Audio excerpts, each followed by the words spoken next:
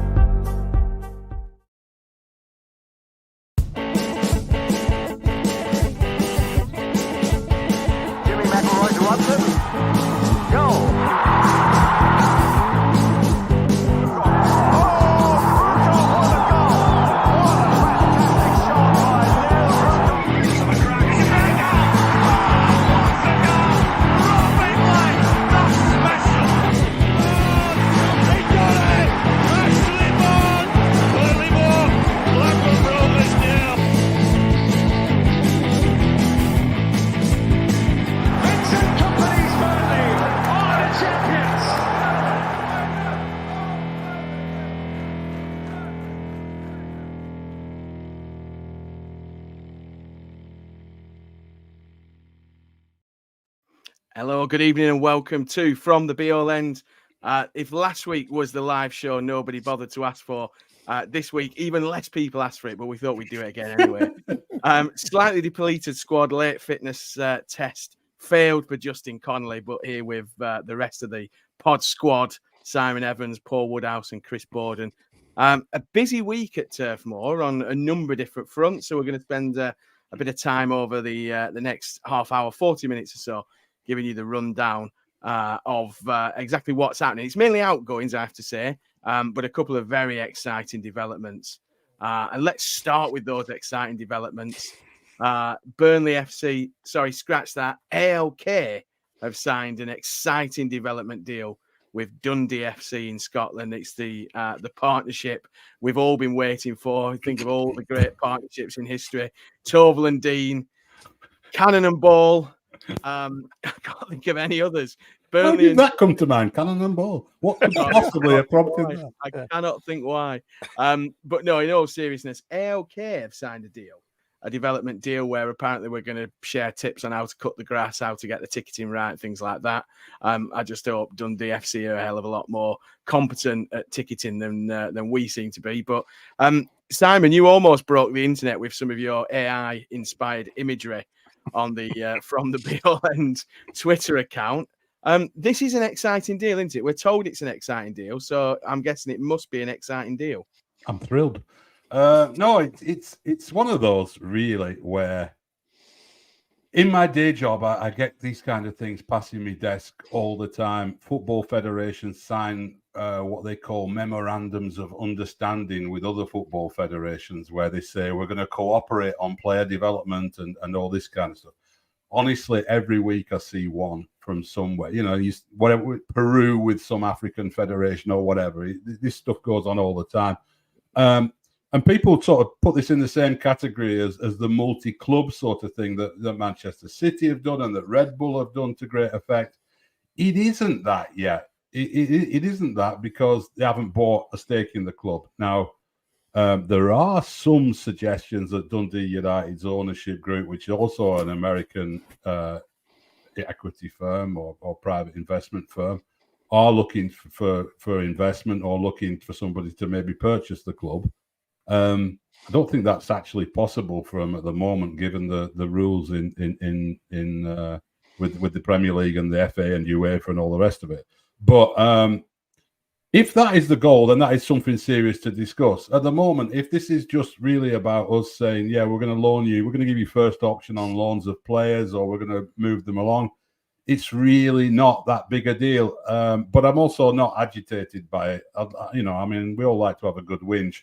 I'm also not really going to whinge about it either, because it's not a big deal, I don't think. And we've seen so many of these things come along, even at Burnley, with Ayr United and other clubs and so on, that nothing's ever come of them.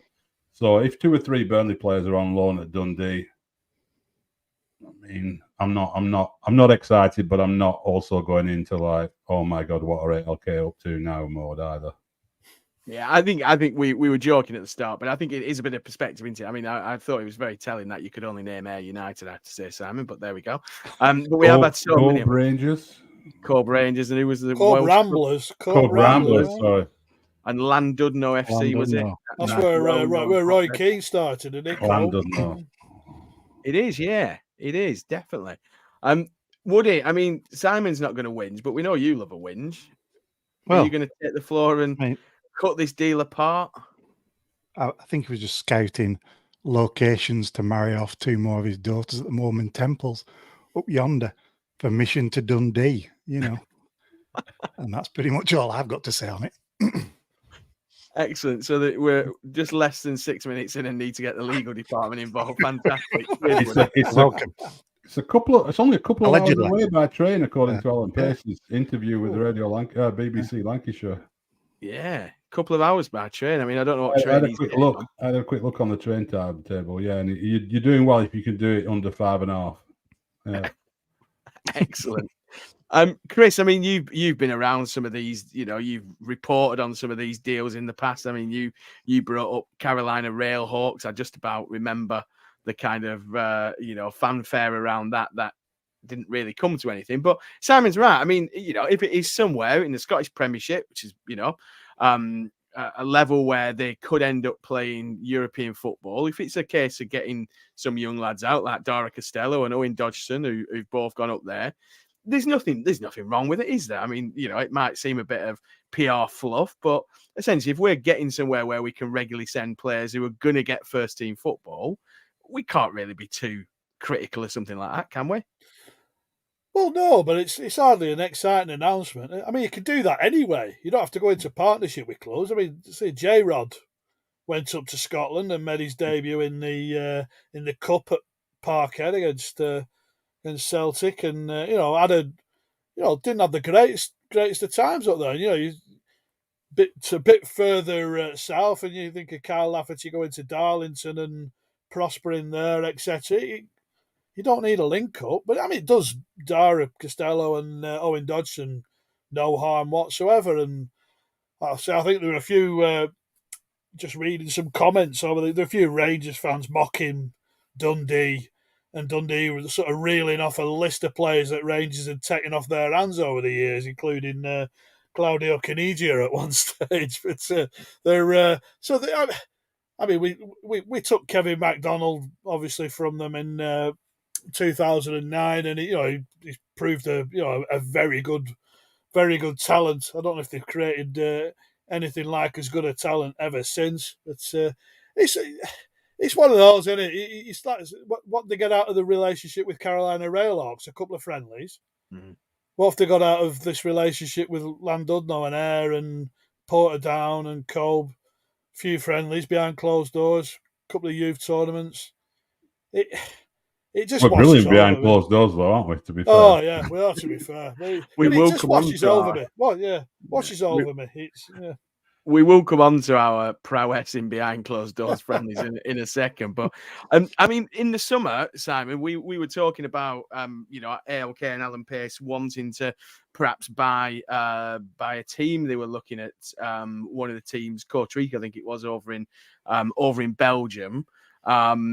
Which Vincent Tan is the owner of, or was the owner of. And we were kind of a little bit critical in that case in terms of, look, get your house in order over here financially before you start buying another club. You mentioned at the start about the relationship and the fact that the Texan-based financier who owns Dundee, Mr. Keys, was perhaps looking for somebody to get a stake in it. It does seem increasingly the model, doesn't it? I think, did I see somewhere that Bournemouth were looking at a link up with Hibs or something like that? It does look like teams are trying to get this multi-club model, but very few of them really ever make a success of it, do they? I mean, you mentioned the City Football Group and Red Bull. Everything else is just Brighton, maybe with their kind of links that they had over in Belgium. But it is just PR fluff, isn't it, essentially? It's just, one club obviously gets a bit more expertise from one side and the other club gets a little bit of player loans and things like that. It is mainly PR fluff, isn't it? Let's be honest. Well, there's always the assumption that there's some great gains to be got through the synergies of sharing staff and expertise. They'll always say that in these agreements. And no doubt, there is an element to that. There's no reason why smaller clubs, and I know people in Scotland won't like that, but I mean, these deals are between Premier League clubs and smaller clubs generally. So there's no doubt that smaller clubs can gain by having an association with a Premier League club. I'm not sure at the moment there's a lot to be gained by an association with Burnley at the moment. But, in theory, if we take a club that we probably know better, right? We think about Accrington Stanley. If we had like a proper, arrangement like that with Accrington Stanley, you could see how, they might take advantage of the facilities, the coaching staff, the academy, swapping academy players from different age groups to come and try out. There are things you can see, best practices across sort of technology and all that kind of stuff. But, the multi-club model as a whole, I don't like really. And I think increasingly people are starting to see it as a part of modern football that could undermine some quite important values in the game, I think. I mean, I look at the club that I supported in Hungary when I lived in Hungary in my 20s, and Újpest, they've been owned by the same Belgian company that owned Charlton Athletic for a long time, and also owned another club somewhere else, I think in Belgium. Really distant owners, been no real benefits from that arrangement whatsoever, other than the feeling that the club had lost its identity and had become a sort of feeder club from somebody else. It didn't really actually feed anyone, but there was that feeling of, is that what we're here for now? We used to be in the semi-final of the UEFA Cup or the Cup Winners' Cup, and now we're a feeder club for a Belgian team, or Charlton Athletic. It's not really the romance of football, is it, to be owned by another club, I don't think. Yeah, I mean, that's a really interesting point, isn't it, Woody? I mean, we've talked a lot about, what attracted us to Burnley when we went through our teams. We could rattle off, players who we grew up watching in all four divisions. I think we all probably had players from all four divisions. And, that is the romance of football, isn't it? That kind of a football club rooted in its community. The other one, of course, is the Everton 777 partners who own God knows how many clubs. I've lost count of how many clubs they own, but each one kind of starts to dilute the kind of involvement of that ownership group with another. And we take the mickey out of Alan Pace, of course, and we'll continue to be robustly critical of ALK. But there is a certain degree of Alan Pace has, and a lot of all the ALK partners have by and large uprooted their families from the US and moved to the area. There does feel to be some affiliation with the area, and that is, either, manufactured or otherwise. But, when you start seeing these, multi-club partnerships where there's, dozens and dozens of clubs involved in a big web, Simon's right. It does take away from that, value of what is a community asset, doesn't it? Yeah, it kind of flips it from, like you say, that community grassroots element, which is what obviously football in the UK and invariably Europe is about, like I've spoken before. And it suddenly becomes more top down. I mean, how concentrated does it get? How sprawling are these little groups? And do they get quite, and is it just then a case of like 6 various groups and everybody else, rolls up to those? And we don't want to see that. You'd hate that from a Burnley perspective, having to be a feeder club to the likes of City, etc. And so it can't be much fun for the likes of Dundee, when they think that their halcyon days were at least 50 odd years ago, and it's just another sorry rusty nail in their coffin as they have to take, second string players from Burnley who come on second half for them and invariably probably don't do anything. But what happens if, like, we're in the bottom half of the Championship and Dundee are in the Europa League and ALK own both clubs? Where's their priority then? I mean, is it totally out of the question, as ridiculous as it seems now, is it totally out of the question that in a situation like that, ALK go, you know what, if we can get in Champions League, the revenue from that is loads better. And why are we pumping all this money into a Championship club when we could be in Champions League? We might become the smaller club at some stage. With I'm guessing, much smaller cost burden in Scottish Premiership in terms of, their wage bill, their operating costs would be a hell of a lot lower. Now, we're not suggesting for a second that is what ALK are thinking, but this is what it brings into, isn't it? There's that, and there's also somebody has mentioned MKP Fave has said all the powers that be looking to Watford multi-club transfers. Watford are the kind of the example I always think of in terms of some of the players that have gone for silly money between the clubs. And, I think one player went from Watford to Udinese for, a fairly handsome fee and was then loaned back to Watford. I mean, that's clearly an attempt to get around FFP, isn't it? And financial fair play. You're talking, I mean, they've had some pretty elite players out of that arrangement back and forth. As you say, it's not loaning a under 23 player to someone for a month or two, is it? Matty Vizra was one of the Udinese players. I think Alexis Sanchez was at Udinese and obviously didn't go the Watford route. But you look at the players that Udinese have had over time, and it's is Grenada part of that arrangement as well? Are they part? Is it? I think so. Yeah, but you Grenada. talk about. I mean, what City? What City have? I mean, City have. I mean, did they technically own Aaron Moy when he went to Huddersfield from Melbourne? And they've had like Jack Harrison was at New York City, but they've not. It hasn't created a conveyor belt of talent that City have snapped up for their side either. So that's where I look at it. It's purely first team level. Is it? If that sort of relationship's in play, are we going to get assets for the first team? And the partner, are they going to get assets for their first team? And if not, to me, I see absolutely no relevance in it whatsoever. What kind of sarcastic person could send a message like this? I'm just looking forward to the JJ Watt Dundee baseball caps and the new Font D baseball cap that little Alan, whoever that is, will be modelling soon. Crazy. Very cynical fork out there, GST. Very cynical fork out there. I can just imagine that though.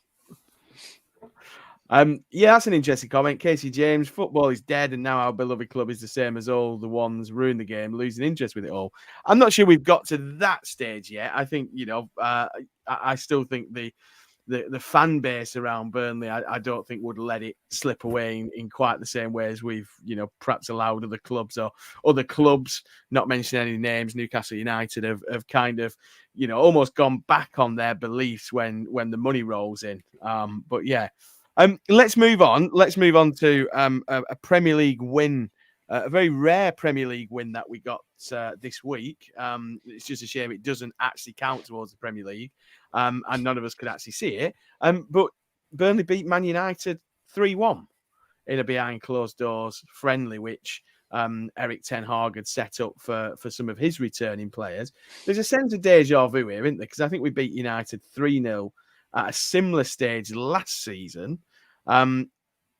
Is this a renaissance? Is this the signs that the hours on the training field are suddenly playing off, or is it just the fact that United are still pretty shite and were pretty shite before the winter break and are still pretty shite now? Simon, the Great Escape starts here, doesn't it?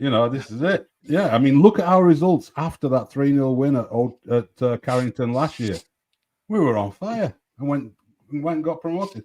It means absolutely nothing whatsoever, this game. Absolutely nothing. We don't even know who played in it. We don't know if it was 2 halves of 45 minutes or 3 quarters of 30 minutes or whatever.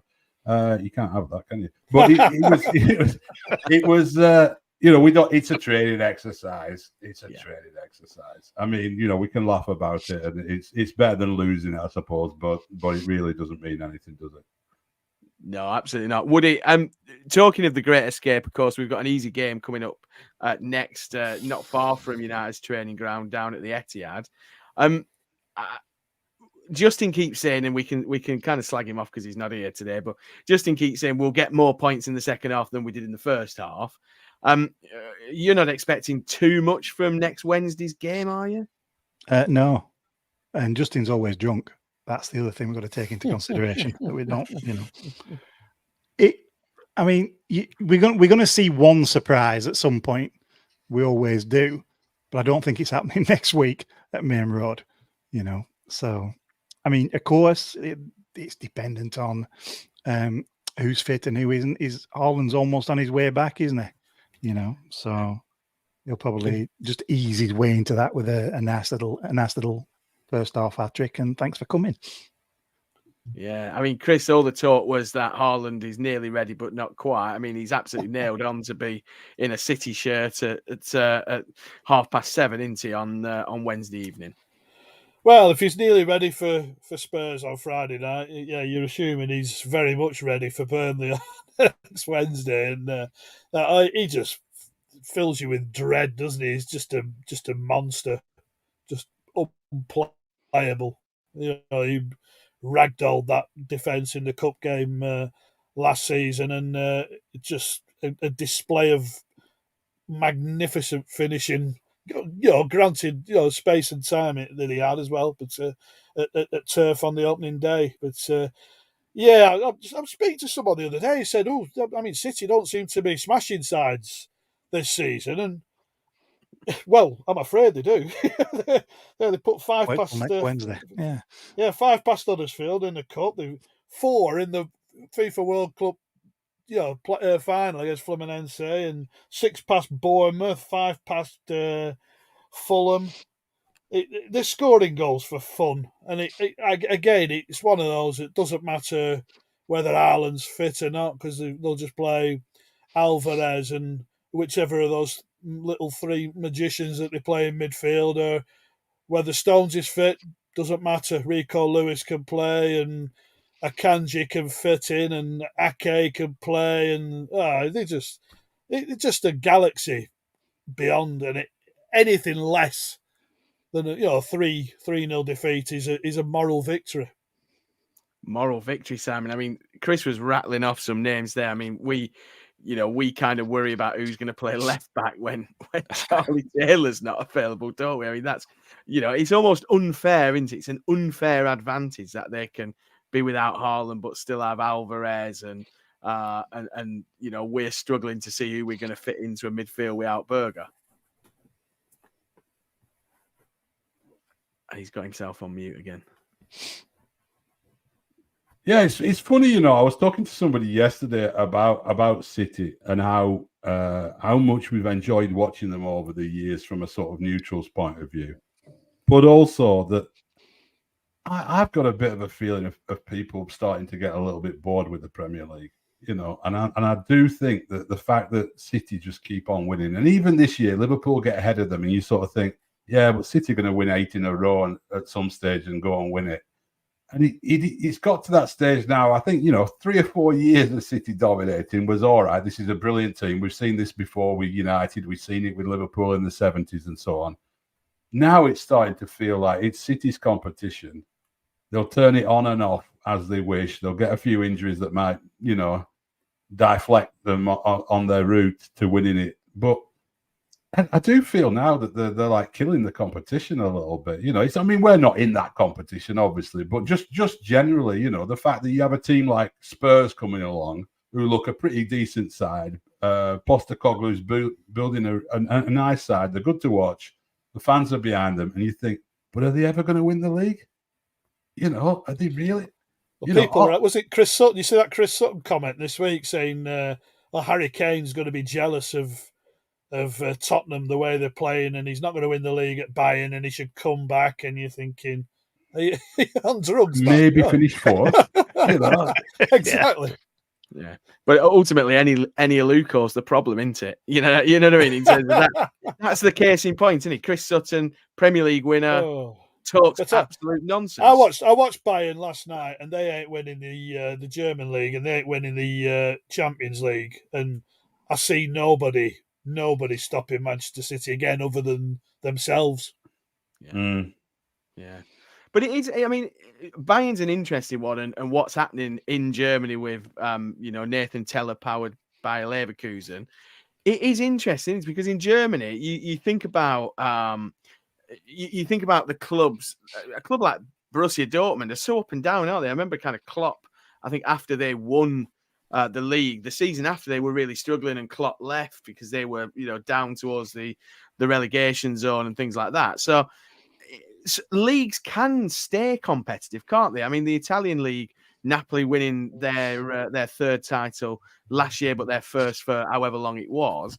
It is something weirdly inbuilt into the Premier League that we do go through these spells, don't we, where a team will get ahead and then just nobody can touch them. Start of the season, Woody, Spurs looked decent. They were brilliant against us. But there's always that they lost Maddison, they've lost Son now to the Asia Cup. You know, if either City don't seem to be prone to losing players and it affecting them, or there's an imbalance, isn't there, in the English league, perhaps compared to, you know, the Italian, the German league. I know the French and Spanish leagues are a little bit more kind of sawn off, if you will. Yeah, when you can kind of concentrate, obviously, once you have all this money that comes in, you can basically just throw X amount of cash at a particular club, such as Newcastle, such as Man City. These, you know, and these are clubs, yes, with history, you know, but haven't necessarily dominated until they had money thrown at them, you know, and it's that total imbalance. It's that total imbalance. And we know there'll be a slight asterisk against this particular City side at some point, but it's the likes of your Tottenhams, even they've got to have an absolutely startling, staggering start. They've got to make sure they keep everybody fit, you know, whereas the likes of your Cities can have a little bit of a blip, lose 2 or 3 key players, have folks still come in, and they're still there and thereabouts to make that push. And we see it year after year. And so it's not necessarily a level playing field in that regards. And it's disappointing. Yeah, definitely. I should mention, of course, Girona are currently sat pretty at the top of La Liga, a point ahead of Real Madrid, who I think we've got a game in hand. But the point is, Simon, that, I mean, you obviously watch from afar. You've seen the development of MLS and things, and, you know, we've not got relegation in American sports, of course. But I can't believe I'm saying this. You know, is the Super League an option to level the playing field for teams like, probably level the playing field for teams like Spurs and below? You know, because there is this feeling that in some of the top divisions, there's no room at the table for anybody who, you know, isn't multi-million, billion rich, etc. I don't know. It would have been interesting if the Super League breakaway had have happened, and they were hoping to sort of have the cake and eat it and stay in the Premier League, weren't they? But let's say they got expelled and we didn't have the big 6 in the Premier League, and Germany didn't have Bayern and Dortmund or whatever.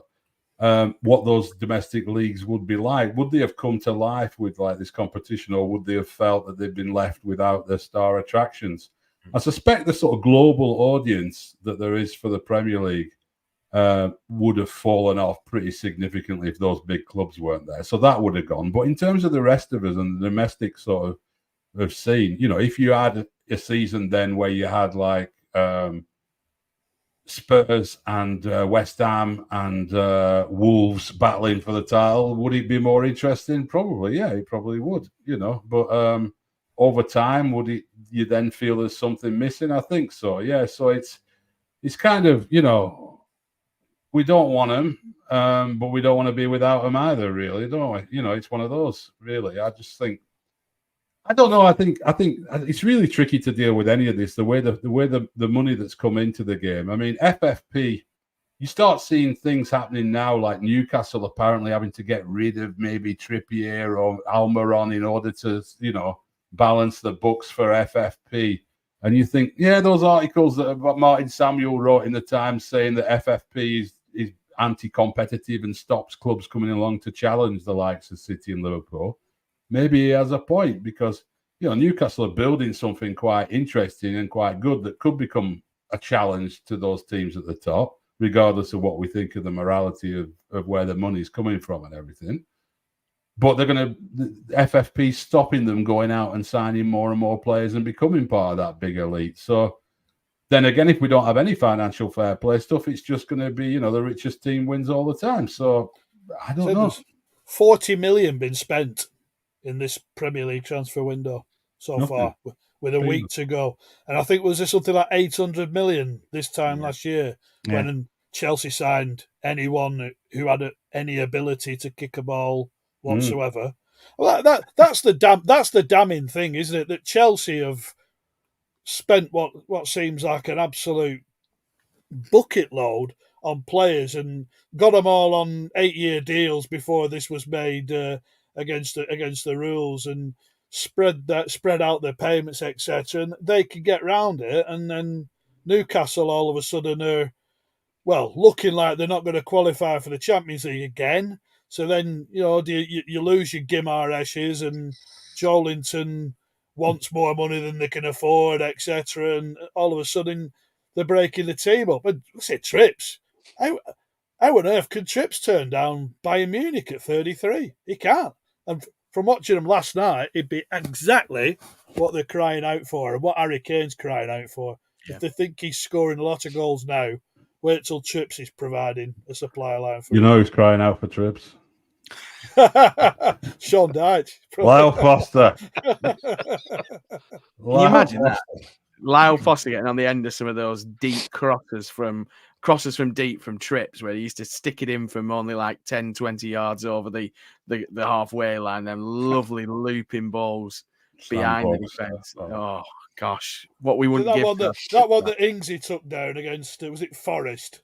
Yes. Killed it stone dead. And it just, like Sean Dyche said, you don't stop him, anywhere on the park doing that, do you? Just, we've not seen anyone like that in this country since Beckham.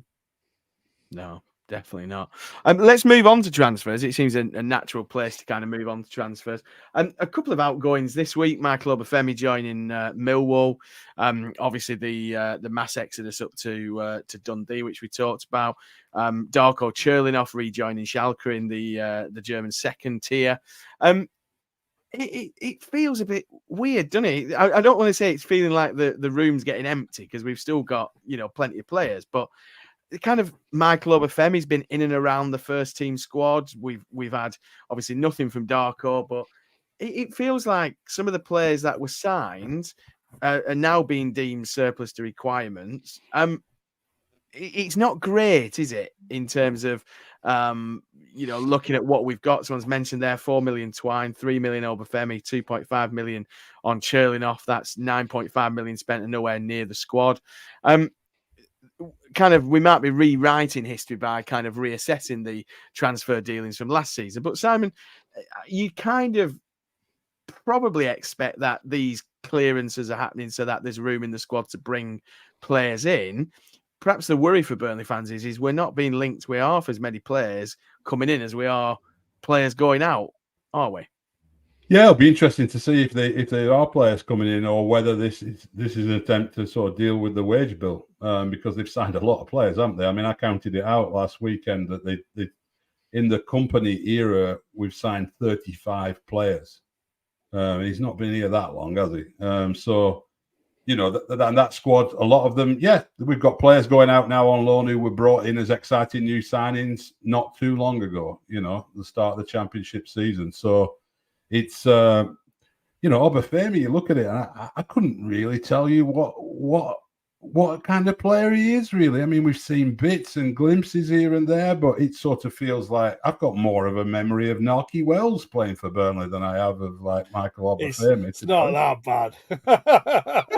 Come on. No, but I'm not saying he's that level of player, but we haven't seen much of him, have we? Really? No. No. And it doesn't feel like a sort of loan deal where it's like, go and prove yourself at Millwall. It feels a bit like a sort of out the door one to me. That I mean, it might not be, but yeah. When we see your likes again, Yeah, I mean, I quite like the cameos he used to make last season, when clearly because he'd not played a lot for Swansea before he signed, because they were I think Russell Martin was the boss then, weren't he? Kind of he knew he wanted out and wasn't really playing him. But Woody, I mean, I don't know about you, but for me, Cherlinov is the big disappointment, because he came with quite a good reputation. I think he just got Schalke promoted when helped them to promotion.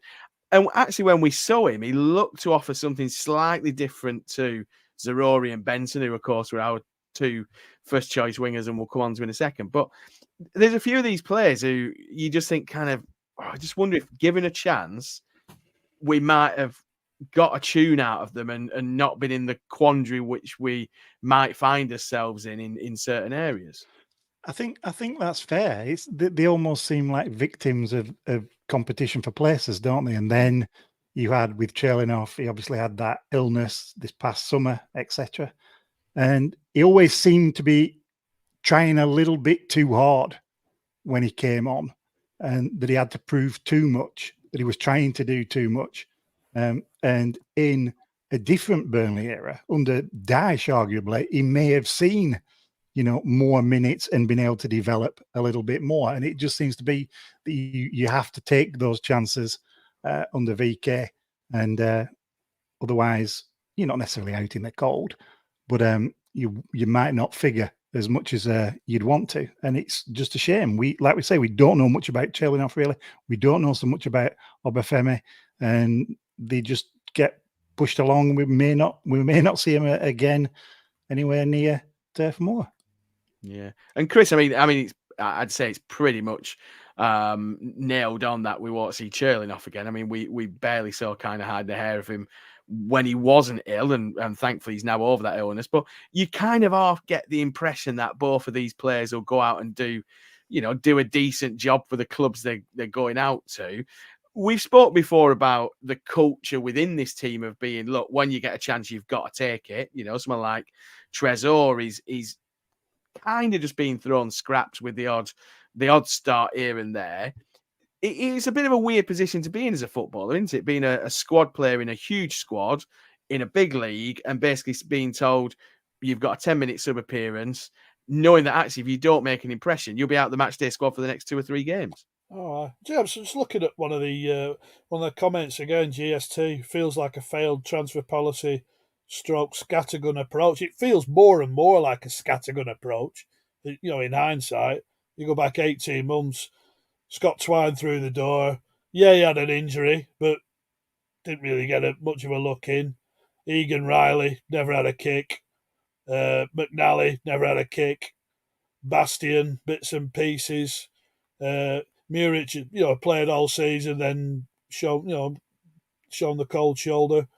You basically Cullen, who again, has pretty much been out of the side for 2 months, bar Berger's absence, through illness and suspension, and Vitinho, who I think probably people thought was Burnley's second choice right back going into the season after Connor Roberts' performances last season.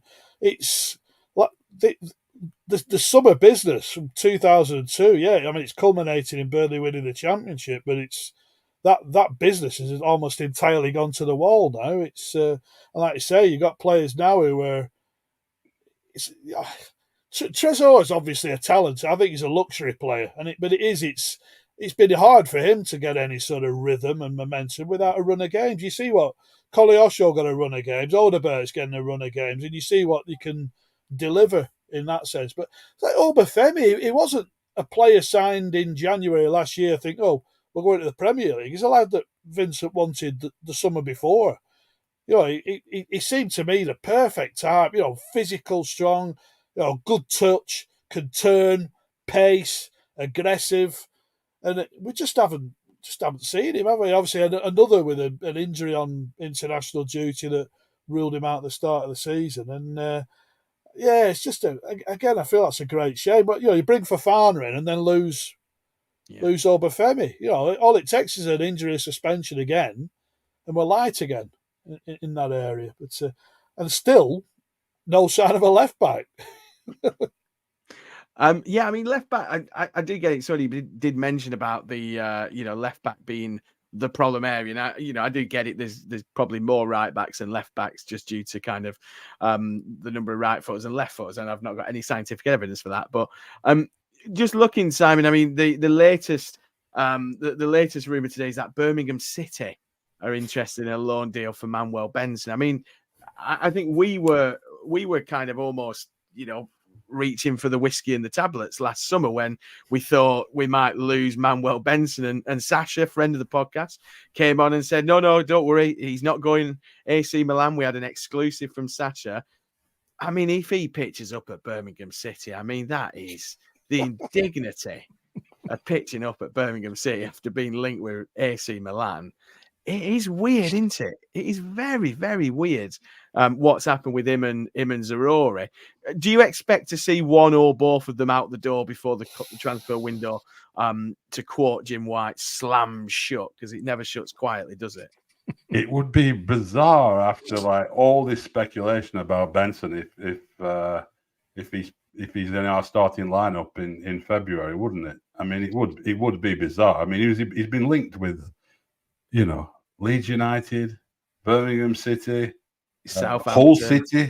I mean, half the championship's been linked with Manuel Benson. I mean, what can you say? I'd like to see him play for Burnley. I'd like to see him have been given a chance this season. I wanted to see how he'd do in the Premier League. But, for whatever reason, Vincent either doesn't think he's up to it or he's not been fit enough. We don't really know how much of the time he's not been picked and how much he's been injured either, do we? Which is, I mean, in the days when Chris Boden was at the Burnley Express, that question would have been asked, wouldn't it? Well, it still is. To be fair to the lads, it still is being, but not being answered. I think they get short shrift. Yeah. I mean, we all used to laugh and joke with Sean, and he's on the grass. So he were either smoking pot or he were a good couple of weeks away from full fitness, and they had to be diet fit, etc. And but no, there's like a reticence to speak about injuries, and you can understand like you don't want to give opponents a leg up, but it's just nice. The fans are crying out for information, and it's they're in the dark. Yeah. So no, it'd be a shame if Benson goes, but it would be a surprise if he doesn't now, wouldn't it? Yeah, definitely. So, but the Tom Brady thing, isn't there, at Birmingham? To give credit to Birmingham, that might be some sort of appeal to someone, but and it's a big old club, Yeah. But it is an almighty drop from Milan. Yeah, great buffet though. They put on a really good spread. They do actually. The press offering. Tony Mowbray's like, you don't see that video with Tony Mowbray? He's sick of the lasagna at Sunderland. Every time you get the Sunderland's lasagna. Let's leave it there for this week and this part of this week's podcast. We'll be back tomorrow, Friday. Which will sound weird if you listen to this on Friday, with a very special second part. Stay tuned for that. If you're watching on YouTube, we'll see you again soon. Thanks to the lads, and up the Clarets.